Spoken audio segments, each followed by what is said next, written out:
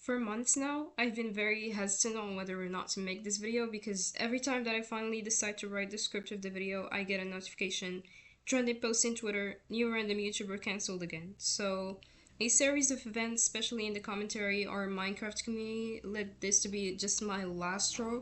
And I feel like it's important to just talk about it so we can be freed from this torment. And the question of today is, as the title says, is cancel culture enough?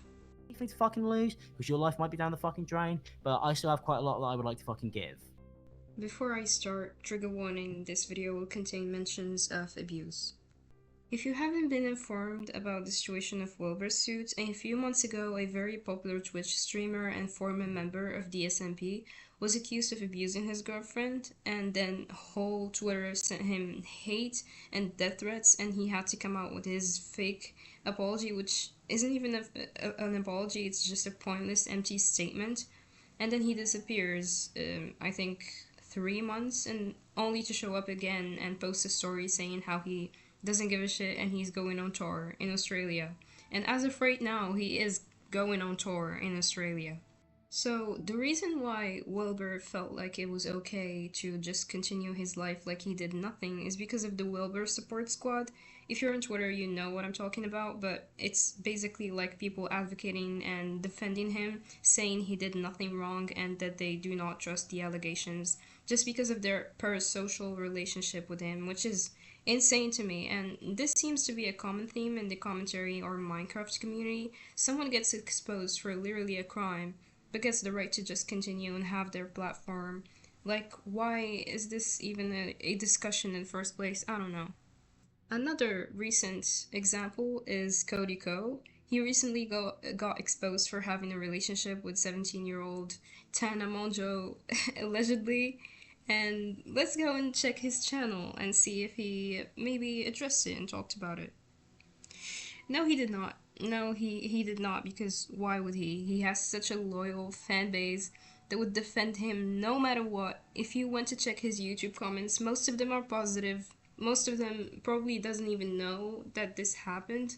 So he doesn't need to suffer the consequences of his actions, but who is getting all the heat? Who is biting the curb? It's Tana, when she's literally the victim. So I think we're starting to see a cycle here. And there is just many examples that I could list, like James Charles' cancellation, for example, a few years back when he was accused of talking to minors, and we all hated him and all agreed from the evidence that we've seen that he doesn't deserve to have a platform, rightfully so. Then months ago, an article gets released. What's the title? James Charles wants to be and cancelled, please. Um, Sorry, what? I'm not joking because this is funny. This is just so absurd and so out of pocket that it's just like comical that these people think they just get to do this. Like, it's insane to me. And then when I went, just like today, and checked his channel, he's also still posting and still has a platform. So, from all these countless situations and events that have happened throughout the internet history and will keep happening in the future, I see a pattern that leaves me questioning if cancel culture even works in the first place. Like, yeah, it causes damage for some people, and for others, it doesn't do anything. It doesn't cause anything, really. I think that cancel culture gets really difficult the higher the power and the status of a person is. Like, for example, Chris Brown with his allegations of abuse with Rihanna, J.K. Rowling, and Michael Jackson with SA allegations, even though these people had like massive accusations on their plate.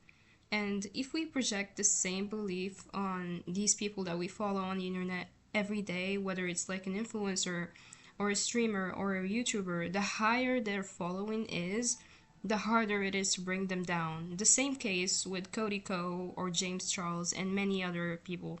Also, I want to talk about something because I feel like it's really important, and it's the Blockout 2024. If you don't know what it is, it's basically like a movement that consisted of blocking celebrities and influencers, and also creators that supported Israel, didn't mention the whole conflict or were just being neutral. The whole blocking thing is because they won't be getting ad revenue from the people using the app anymore. And I think it's a genius idea that was not used for the right purpose, and that's why it didn't work out. But let's see the people on the list.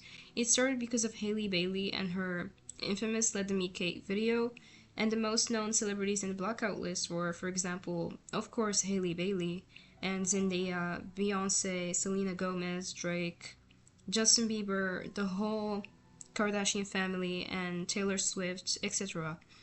But it didn't work out.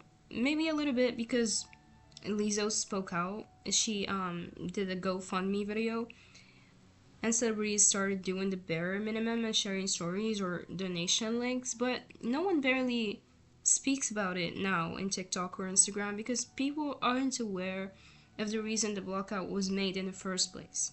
Some people were canceling celebrities left and right because they just got tired of this celebrity culture of worship and idealization, while others thought that if they were put under this massive pressure by the media, then they would speak up. But did Zendaya speak up, for example? No, she was somewhere else doing whatever. So, anyways, from all of this, what I'm trying to say is the cancel culture is not always effective. It doesn't always work, and it's not really enough to bring someone down because there's always going to be two sides, ones that support and ones that do not, of course. And the reason I made this video in the first place is because of the recent case of Alex. If you don't know who he is a Twitch streamer and also a commentary YouTuber. And recently there's been an accusations that were made by his ex-girlfriend and the abuse she went through, and him being just the most horrible person ever. So if you want to know more about the situation, you can read her statement that has a lot and a lot of evidence that seem enough in my personal opinion, screenshots, videos. It's very very bad. So if you want to check it out, just go for it. I just won't share it here in YouTube for obvious reasons. But just to recapitulate, there were many instances where he would call her a C word, many times the N word, the B word. He would call her dumb, tell her to kill herself. He would call her jobless. He devalued her essay situation, and there were even instances of physical abuse. Just a lot of horrible stuff. He has recently been called out and he's going through the repercussions as he should. I really hope he never gets to have a platform like these people that I have mentioned in this video. I hope that she wins the case if she decides to go to court, and I hope she gets good lawyers and does well eventually. All in all, I just wanted to make this video to shed light on this situation because I just feel weird to be in this community and not talk about it because everybody is speaking on it. And yeah, if you like the content I do, please subscribe to the channel and leave a like, and see you on the next video.